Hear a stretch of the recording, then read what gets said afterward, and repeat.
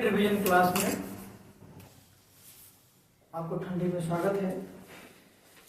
कल हम लोग छोटा छोटा सा इंट्रोडक्शन देखे थे ओम्स लॉ के बारे में, मतलब इलेक्ट्रिसिटी करंट के बारे में 12th में हम कैसे कैसे कवर करेंगे रिवीजन में।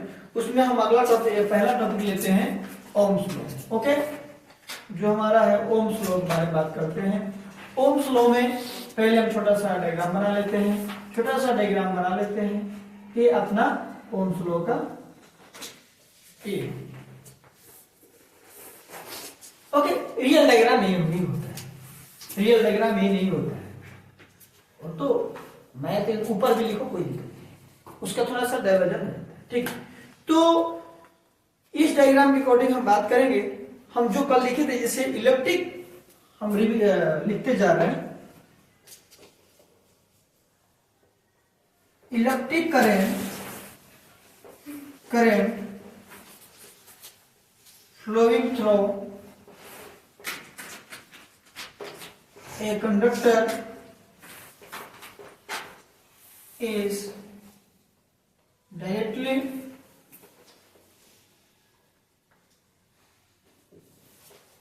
proportional to the potential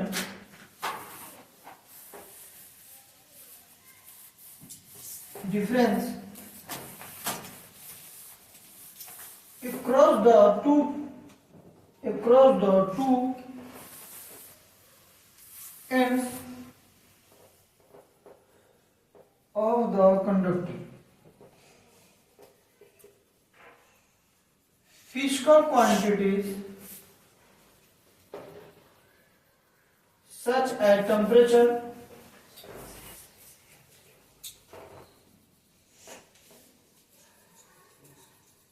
mechanical strength, etc. remaining constant. Okay, V बराबर R I। बात करते हैं हम इसके टॉपिक सिर्फ ओम्स लॉ के बारे में। ओम्स लॉ हम आपको बोले थे कि ओम्स लॉ कल हम जैसे बात कर रहे थे कि कोई भी एक क्या हो गया, ये क्या है, एक कंडक्टर है, एक वायर है।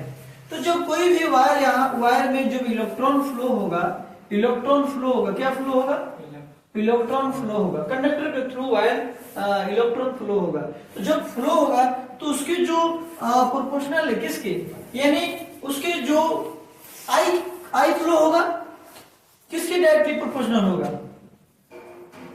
उसके डिफरेंशिएशन। मतलब डिफरेंशिएशन कौन कहलाता है, डिफरेंशिएशन मतलब क्रॉस पोटेंशियल डिफरेंशिएशन कौन कहलाता है उसका, तो यही क्या कहा जाता है हमारा वोल्टेज आई आर। तो आर यहाँ पर क्या है, कांस्टेंट है। तो उसके बाद क्या बोला जाए, cross the end of the point of the conductor and the physical quantities. Physical quantities क्या होता है, कल हम छोटा सा हल्का सा फिजिकल क्वांटिटी और टेम्परेचर। फिजिकल क्वांटिटी को हम क्या समझते हैं, जब हम देखें किसी भी तार में, किसी भी कंडक्टर में इलेक्ट्रॉन फ्लो हो रहे हैं, यानी विद्युत करंट फ्लो हो रहे हैं, तो उसमें क्या हो रहा है, वो किसकी प्रोपोर्शनल हो रहा है, डिफरेंशिएशन। ये क्या कहलाता है, ये मतलब ये क्या होता है, पोटेंशियल डिफरेंस। हमने बोला था कोई भी एक सेल ले लेते हैं, ये प्लस हो गया, नीचे माइनस हो गया। तो ये प्लस से माइनस है कि माइनस से प्लस है। जिसे मान लो फॉर एग्जाम्पल ये पानी का टंकी है, तो पानी का टंकी यहां तक भरा है, तो यहां पर अगर होल करेंगे तो पानी का टंकी नीचे आएगा, ऊपर जाएगा, नीचे आएगा ना। तो इसी तरह यहाँ पॉजिटिव इलेक्ट्रॉन्स कैसे फ्लो होंगे, पोटेंशियल डिफरेंशियल। तो इसकी क्या होगा, इसकी यहाँ पर अलग होगा, यहाँ पर अलग होगा, इसकी अलग होगा, तो ये क्या होगा, ये डिफरेंशिएशन होता है। तो ये जो भी होता है इसके अकॉर्डिंग जो आई और उसके बी क्या होगा, डायरेक्टली प्रोपोर्शनल होते हैं। किसके प्रोपोर्शनल होते हैं, पोटेंशियल डिफरेंशियल के डायरेक्टली प्रोपोर्शनल होते हैं। जिसमें उसमें आर क्या है, आर यानी रेजिस्टेंस क्या है, कांस्टेंट। क्या है, कांस्टेंट है। दूसरे पॉइंट इसमें आते हैं, ये हमारा ओम साहब बोले कि सिंपल सी बात, कोई भी कंडक्टर होता है, जब इलेक्ट्रॉन उसमें फ्लो करता है, करंट फ्लो करता है कंडक्टर में, ये नहीं बोले, ऐसा तो नहीं बोले ना good conductor, very conductor, bad conductor, ऐसा तो कुछ बोले नहीं है कि कोई भी कंडक्टर, कोई भी मेटल होगा इलेक्ट्रॉन फ्लो करेगा। गुड क्या खाना है, क्या खाना है, मारेगा सीधे खा जा ना। क्या क्रिकेट टीम चल रहा है क्या कि चिंगम का छक्का मार रहा है, मेहनत नहीं देखो। तो भूल गया मैं, कहा थे हम लोग, कंडक्टर पर। तो कंडक्टर में क्या होता है कि जो ये नहीं बोला कि बैड कंडक्टर है कि पुअर कंडक्टर है, तो उसका डिफरेंशिएशन होता है, डिफरेंशियल पोटेंशियल डिफरेंशिएशन हुआ, उसके अकॉर्डिंग हमने देखा उसके डायरेक्टली प्रोपोर्शनल होता है। डायरेक्टली प्रोपोर्शनल उसमें जो भी करंट फ्लो हो रहा है, हम करंट कुछ हो रहा है, कुछ लॉसेस हो रहा है, यानी लॉसेस नहीं हो रहे, वो एक रेजिस्टेंस है। ऐसा नहीं कि करंट जा रहा है इधर से 8 kg, सॉरी 8 kg बोल रहा हूं। अब यहां देखिए छोटा सा मैंने डायग्राम बनाया है, ये क्या है, आई है, आई क्या है, क्या है, वी है, आई क्या है, ये क्या है, ये कांस्टेंट जा रहा है, ये क्या है, कांस्टेंट है, ये कांस्टेंट क्या है, रेजिस्टेंस है। यानी अगर जितना यहां होगा उतना ही होगा, मतलब हर जगह क्या होता है उसका वैल्यू कांस्टेंट रहेगा।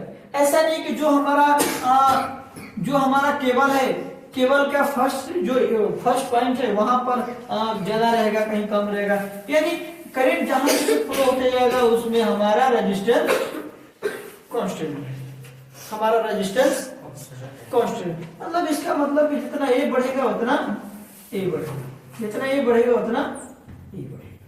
तो इसमें बोल रहा है किसी का potential physical quantity such as the temperature the mechanical state remaining the constant. आखिर फिजिकल क्वांटिटीज क्या होती है, क्या होती है फिजिकल क्वांटिटीज, फिजिकल क्वांटिटीज क्या होती है, फिजिकल चेंज। आखिर फिजिकल चेंज क्या क्या आ सकता है, टेम्परेचर आ सकता है, उसके लेंथ बढ़ सकता है, उसके बहुत सारे फिजिकल चेंज बहुत सारे हो सकते हैं। अब फिजिकल क्वांटिटी, अब मैकेनिकल स्ट्रेंथ जो हमने कल बताया था मैकेनिकल स्ट्रेंथ के बारे में, तो ये सभी चीजें होती हैं जो एक आपके ओम्स लॉ के बारे में बताती है। ठीक है, ये मोस्ट याद रखने की चीज है कि इसका फॉर्मूला होता है V बराबर I, और R का फॉर्मूला क्या हो जाता है V अपॉन में I। उसी तरह अगर वो इधर उधर करना है तो भी कर सकते हो, जो भी इसमें निकालना है आपका वैल्यू चेक कर सकते हो। ठीक है, दूसरा आता है इलेक्ट्रिक रेजिस्टेंस। इलेक्ट्रिक रेजिस्टेंस क्या होता है हम इसके बारे में थोड़ा सा समझते हैं। ये समझ में ये हो गया, यही पर समझ लेते हैं। इलेक्ट्रिक रेजिस्टेंस टॉपिक डालते हैं, इलेक्ट्रिक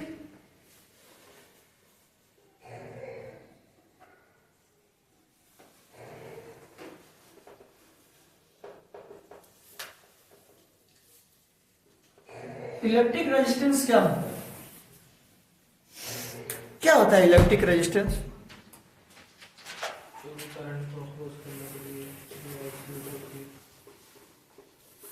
क्या होता है, करंट को अपोज करने के लिए। तो यानी देखो हमारा जो कंडक्टिविटी होता है, रेजिस्टिविटी होता है, रेजिस्टिविटी होता है, यानी कोई भी हमारा ये हमारा क्या एरिया है, तो हमने क्या बोले इसकी लेंथ पर डिपेंड करेगी, यानी कोई भी एक सेक्शन क्रॉस सेक्शन एरिया है, ये क्या होगा एक लेंथ। कहां चले गए आप भी थोड़ा ध्यान देना, क्योंकि आपके विद्युत धारा है तो आपका ये थोड़ा सा फोकस हो, इंग्लिश में चल रहा है तो अलग बात है। तो ये क्या है क्रॉस सेक्शन एरिया, मैंने थोड़ा लिख दिया है, ये क्रॉस सेक्शन एरिया। तो जो क्रॉस सेक्शन एरिया किस पर डिपेंड करेगी, आपकी लेंथ बढ़ेगी, देखो ज्यादा लेंथ बढ़ेगा, ये नीचे आएगा ना, अभी मैं रुक सब लिखा हूं तो कुछ सोच कर लिखा। क्या करेगी क्रॉस सेक्शन एरिया। तो जो इसके एरिया क्या क्रॉस सेक्शन एरिया रहेगा, क्रॉस सेक्शन एरिया में क्या डिपेंड करेगा, जितना एरिया बढ़ते जाएगा, जितना एरिया बढ़ते जाएगा उतना ही हमारा पावर का कंजप्शन बढ़ेगा। एक भी ध्यान दो, जहां डीसी करंट होता है, तो यहाँ पर लेते हैं हम डीसी करंट होता है, डीसी करंट अगर यहाँ से सोलर पैनल यहाँ करंट बनाया, उसका लेंथ बढ़ता है, किसका, वायर का लेंथ बढ़ता है, तो यहाँ पर करंट क्या होती है, लॉसेस होती है, ज्यादा लॉसेस होती है। यहाँ पर आर क्या है, आर क्या है, रेजिस्टेंस होता है। तो हमारा यहाँ पे क्या है,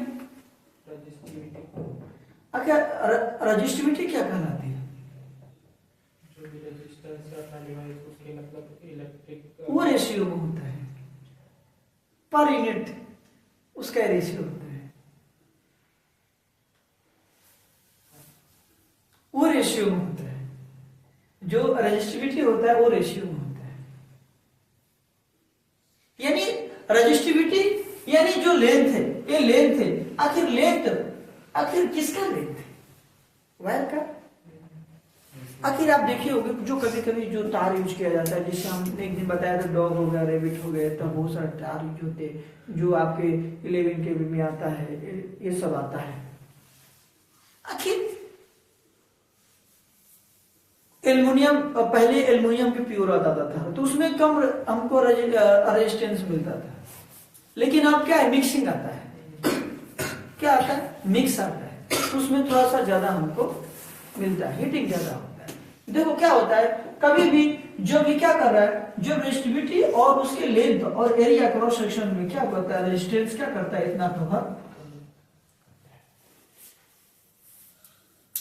तो कहने का मतलब ये है कि जो हमारा है, इसीलिए जो डायग्राम है ना, ये जो जाता है आर, ये कांस्टेंट रहेगा, क्योंकि हर एक एरिया पर वो क्या कर, सब पे सिग्नल चल रहा है ना, उसकी लेंथ बढ़ा रहा हूं, इसको यहां से यहां कर रहा हूं, इसको यहां से यहां कर रहा हूं, यहां से यहां कर रहा हूं, यहां कर रहा हूं, लेंथ बढ़ रहा है, बट कंडीशन क्या क्रिएट हो रहा है, लेंथ बढ़ रहा है। तो जब लेंथ बढ़ेगा तो हमारा उसका एरिया भी बढ़ेगा, और जब एरिया बढ़ेगा तो हमारा रेजिस्टिविटी बढ़ेगा, जब सभी बढ़ेगा तो हमारा क्या होगा। अगर ऑब्जेक्टिव आता है क्या, अगर किसी भी कंडक्टर में अगर लेंथ बढ़ता है तो रेजिस्टेंस इंक्रीज होता है कि डिक्रीज होता है, आपसे मैं पूछता हूं, अगर किसी भी कंडक्टर में अगर कंडक्टर का लेंथ बढ़ाते हैं तो उसका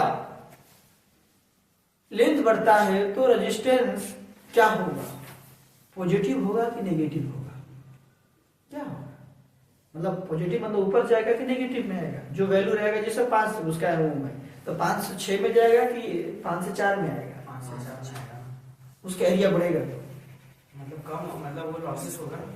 मैंने क्या बोल रहा है, एरिया बढ़ेगा। तो आप कभी थोड़ा मेरा बात नहीं समझे, हमारा फॉर्मूला क्या है, ये एरिया बढ़ेगा तो हमारा रेजिस्टेंस बढ़ेगा, लेंथ बढ़ेगा, एरिया बढ़ेगा, तो लेंथ बढ़ेगा तो एरिया बढ़ेगा, ये बढ़ेगा तो ये घटेगा तो थोड़ा समझो, यही लॉजिक क्या काम आती है, आपको ऑब्जेक्टिव सोल्व करने में काम आती है। जैसे हमने एक फॉर्मूला पढ़ा था उसका पी का, P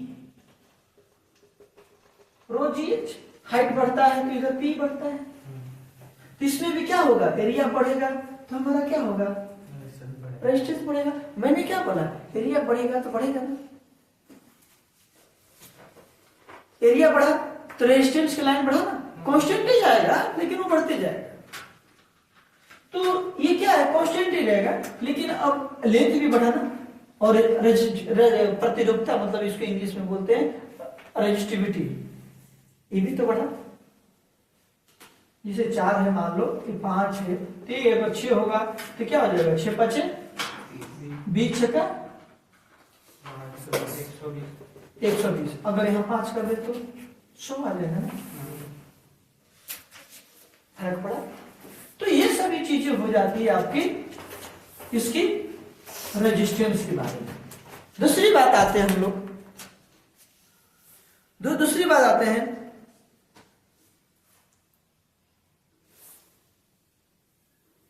motion of the electron due to the thermal energy, motion of electron due to thermal energy, motion of electrons due to thermal energy. मतलब क्या समझें इससे? Motion of electron due to thermal energy, मतलब thermal energy क्या होता है, thermal energy में क्या होता है? एक टॉपिक क्या आता है थर्मल एनर्जी, एक होता है थर्मल एनर्जी, एक होता है थर्मल इक्विलिब्रियम। ये दोनों में क्या है हम थोड़ा अंदर चलते हैं, क्योंकि ये दोनों टॉपिक आपका एग्जाम के लिए पॉइंट मतलब मायने रखता है। तो थर्मल इक्विलिब्रियम और थर्मल एनर्जी और थर्मल इक्विलिब्रियम